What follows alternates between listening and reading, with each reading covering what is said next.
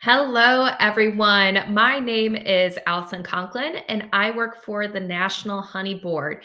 Thank you guys for joining this live honey tasting experience. We really appreciate you taking the time. We know that most of you are probably coming back from South Carolina from CBP Connects last week. You're probably brewing some last minute holiday beers for the season. I know it's busy for everyone, but we appreciate you taking the time to join us today to learn more about brewing with honey. So, what are we, the National Honey Board? Well, we're based in Colorado, and for me to say the technical of what we are, we're an industry-funded agricultural promotion group that works to educate consumers and food and beverage processors about the benefits and uses for honey. So, what that really means is that we are educators of honey. We are here to help you learn how to brew beer with honey or brew better beers with honey. We don't sell any honey. We don't have a big warehouse out back that I'm going to be pushing for you guys to buy any honey today. It's purely educational. So how do we do all this? We fund through research, we do marketing and advertising, and we do promotional programs like this interactive tasting, like presenting at CBP Connects, going to Craft Brewers Conference, and even hosting our annual honey beer competition, which is free to enter and live right now at honeybeercompetition.com. I specifically work in the ingredient marketing program. So I am only working with CPG companies to learn how to formulate with honey. So I'm really with everyone from beer and spirits all the way over to cereal and baked goods, or even jerky or deli or dairy, anything and everything in between. So I joined the National Honey Board back in 2016, and I've been working with brewers ever since then. But again, I work with all these different categories and look at who is all using honey. Just in CPG, we are using 204 million pounds of honey a year, which is a ton. It's pretty sweet. But when you're looking at the breakdown of categories, brewers are actually using the most honey at 15.2 million pounds. Now, when looking back from before I even started with the National Honey Board back in 2015, this is an 18% increase. When I first started talking with brewers, they would say, "Oh, you're here to talk about mead." I love mead. Mead uses a ton of honey, but no, I'm here to talk about brewing with honey. So then brewers would ask me, "Oh, you're here to talk about braggots," which is a hybrid between mead and beer. And it's like, no, I'm here to talk about brewing with honey. And where I first started, where people really didn't understand it or know, now it's common practice. People are using tons of honey, using it in so many different innovative ways. And so that's why we say we help for you to learn how to brew with honey or brew better beer with honey as we keep evolving in the brewing industry. Now, today I'm just going to be talking to you about honey and honey varietals. But if you're wanting to get more into the technical, we actually already did a presentation with CBP, and you can watch it on their YouTube channel. It's called Brewing with Honey with Keith Size. This is going to get more the composition of honeys, where you can add it in the brewing process. So please go over to the YouTube channel, go ahead and watch that. Or if you're more of a reader like myself, we have a complete honey beer technical research paper. This is going to go more specifically into what parts of the brewing process you can add honey. Email me today. Again, we're just educators of using honey. So we're not holding anything back. It costs nothing. We just want the education out there. So please email me, allison@honey.com. So again, we're talking just honey varietals today. And if you didn't know, there's actually more than 300 different honey varietals here in the United States, more than 3,000 in the world. What this means is this is where the bees are going and foraging for nectar to bring back to their hives and make honey. So if you think about it, here in the United States, what different crops do we grow? What kind of flowers? This is where the bees are foraging and bringing it back and making that specific kind of honey. Um, so today we're going to taste through 5. I'm not very good at math, so I'm not going to pretend to know what that percentage is, but we're going to taste a third or a thousand or a hundredth or a thousandth, I told you, of an example of what's really all out there. Now, when we're tasting through these honeys, I want you to remember that there is absolutely nothing that is added to these honeys. These are pure honey varietals. So how does that happen? It all starts at the very beginning with the flower that is filled with beautiful nectar and pollen and things that are all delicious for bees to go and visit. So the bee goes to the flower, it takes that nectar source, it collects the pollen on its little hairs on its legs, visits all the other flowers so it helps with pollination, and brings that nectar back to the hive. When it does that, the bees are going to regurgitate. So bee spit, kind of. They're going to regurgitate this nectar source to more of its bee family. They're going to keep breaking it down in their honey sac, put it into a comb where they're going to fan it off and eventually make it into a honey source. So again, nothing is added here. This is just the bees visiting the flower and bringing it to the hive. The very first time that there is any outside interaction is when the beekeeper comes and takes the honey out of the hive. They're not adding anything to it. They're just going to take that honey out, put it in a bottle so that you guys can use it in your beer. So when we taste through all these honeys today and you're getting all these amazing different aromas and flavors and textures, nothing's added to it. So how do you taste honey? If I actually had you all in front of me today, we would taste through honey like you would a wine or a beer tasting, where I actually would put the honey in goblets and have you guys stir it up and really examine the color, the aromas, the flavors. But for simplicity, we're going to do it with little honey bears today.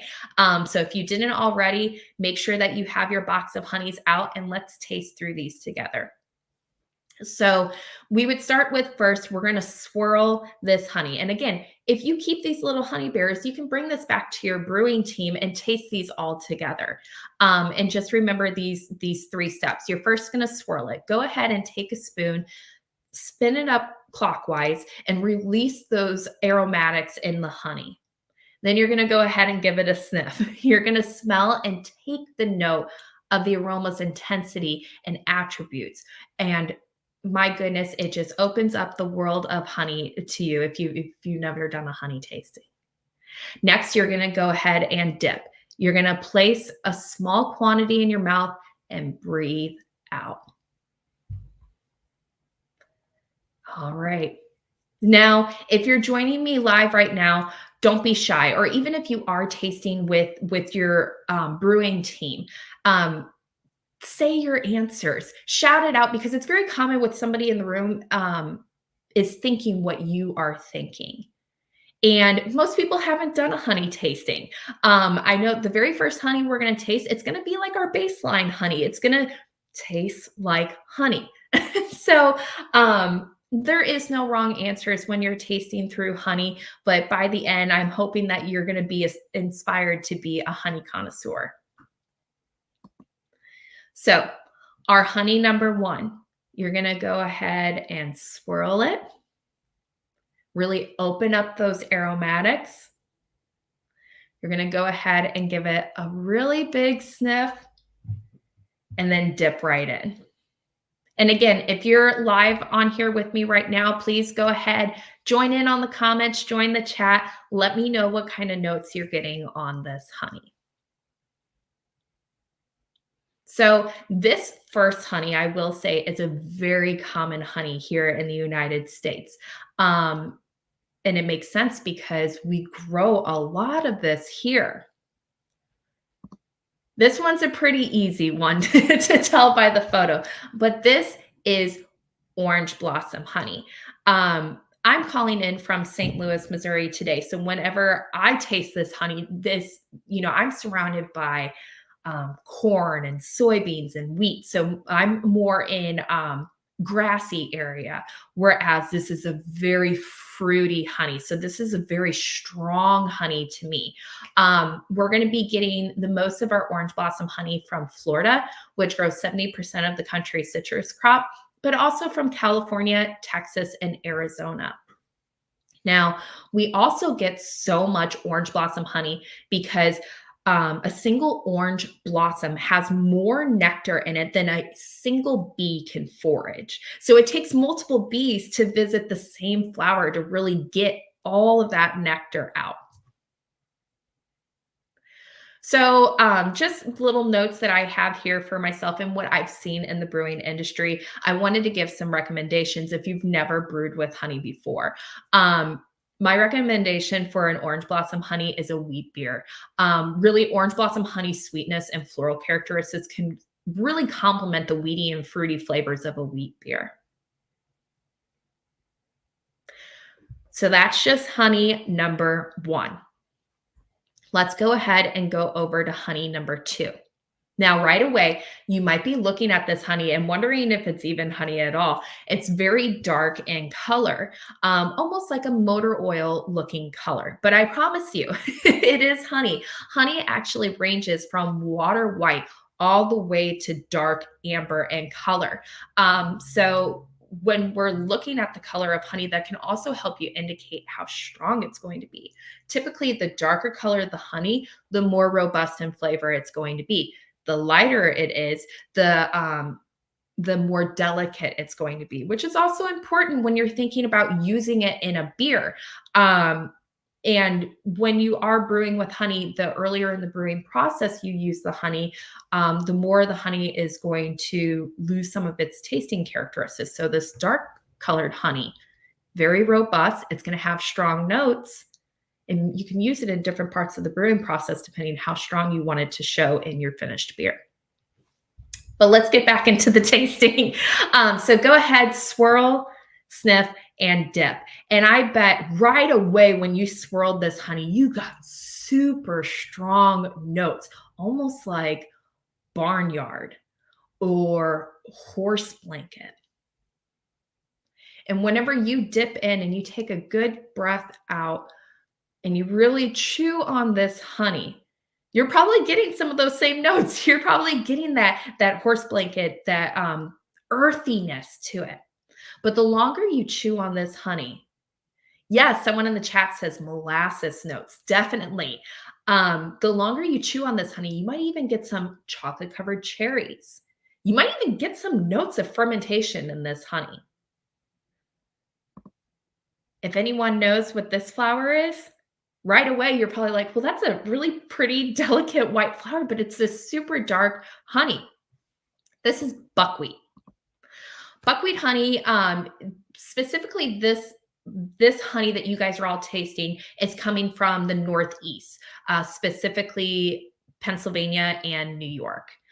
But you can also find buckwheat out in the Pacific Northwest. Another note, whenever you are sourcing your honey, honey is truly depictive of its local terroir. And buckwheat honey from the Northeast is very, very different than buckwheat from the Northwest. The honey from the Pacific Northwest is actually a lot lighter in color and it's sweeter. So something to think about when you're sourcing your honey. But here in the United States, we grow about 70,000 acres of buckwheat. And again, this is a very nectar-bearing flower. Usually a single acre of buckwheat has enough nectar for bees to make about 150 pounds of honey. So if you really like this honey, you can definitely get it. And again, when looking at recommendations, I think that a porter or a stout is probably the best beer to use buckwheat in, but I have had it in all kinds of different beers. just for its very robust flavor. It pairs well with roasted malt characteristics, with those chocolate or coffee notes and a stout. It really just can enhance the overall complexity of these types of beer. So we had two honeys that are really readily accessible here in the United States, and probably ones out of the five you're going to recognize the most. Now I want to bring us to honey number 3. This is a nice amber color honey, probably a little reminiscent of honey number 1, but let's go ahead and swirl this honey, give it a nice sniff, and dip right in.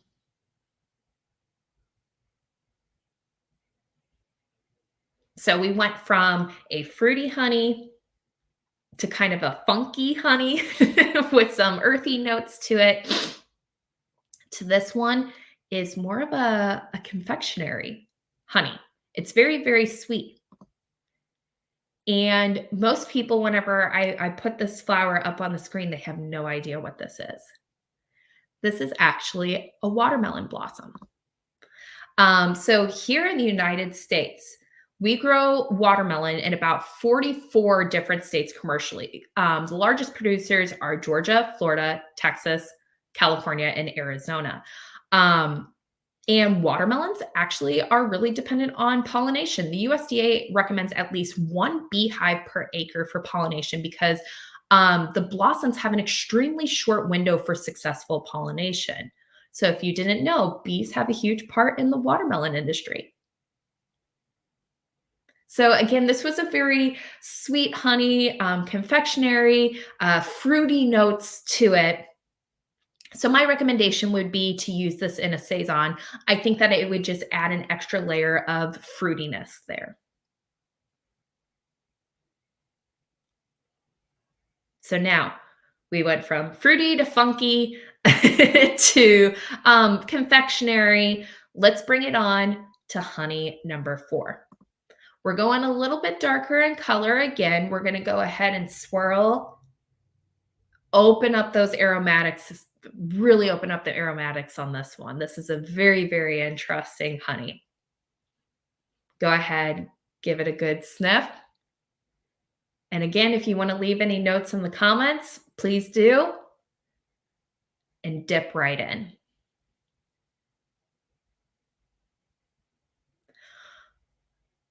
You tell me, but for me, this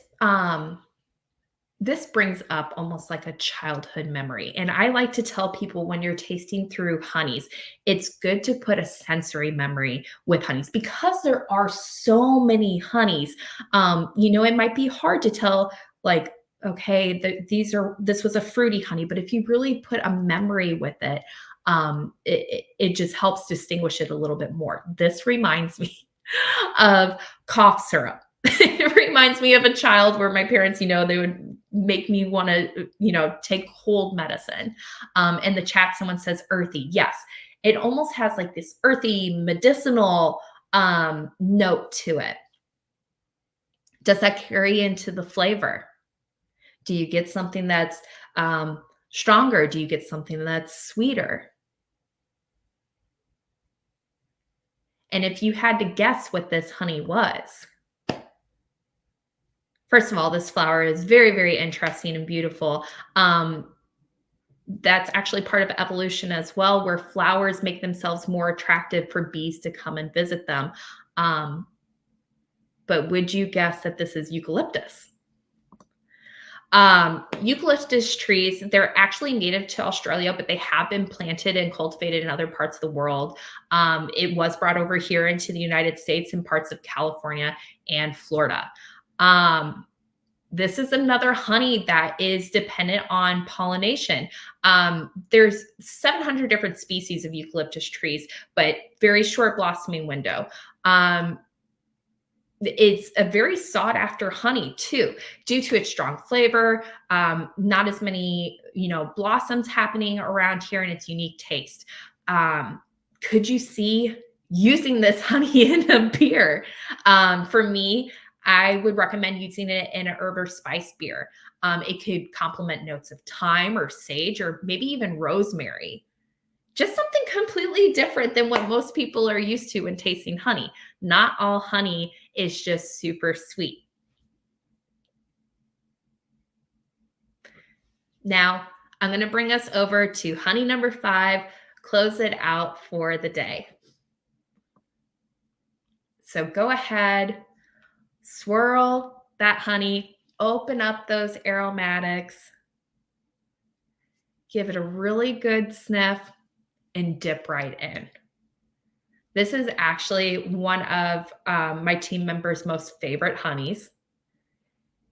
It's one that I love tasting the most with audiences because they are in absolute shock whenever they taste this honey. Again, this is a flower that most people have never seen before. This is actually a radish flower. So this, out of all the 5 honeys that we tasted today, this is going to be the most regional honey, we'll call it. This honey is specifically from Oregon.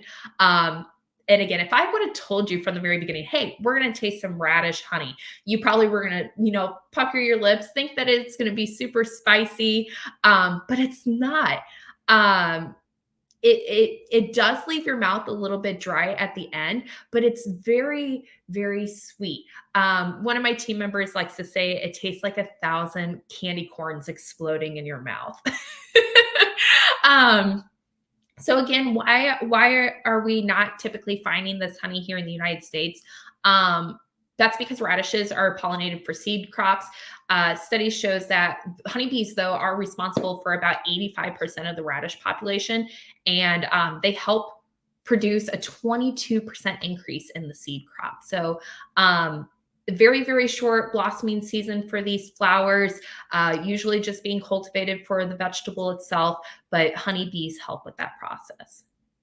As for recommendations, I have never seen anyone use radish honey in a beer before. I am still waiting for someone to do it and to tell me all about it. So hopefully one of you today will be inspired to try it and tell me more about it. But again, this is just a very short example of what is all available out there. If you are wanting to become a honey connoisseur, taste through more honeys, visit our website. It's honey.com, super simple, and you can go to our honey locator. Or if you're just searching for honey in general for your next beer, our honey locator has honey by quantity, by location, by varietal. So really whatever you're looking for honey, it's there. It's your database. You can always email me at allison@honey.com. Again, I'm just here to educate, to help you find that perfect honey for your beer. And if you want that research, you can also email me at honey.com or allison@honey.com. I hope that you all learned something new today, tasted some honeys that you've never had before. Take this back to your brewing teams. And I hope that if I don't hear from you via email, I see you at Craft Brewers Conference or somewhere out there in the brewing industry. Thank you, guys.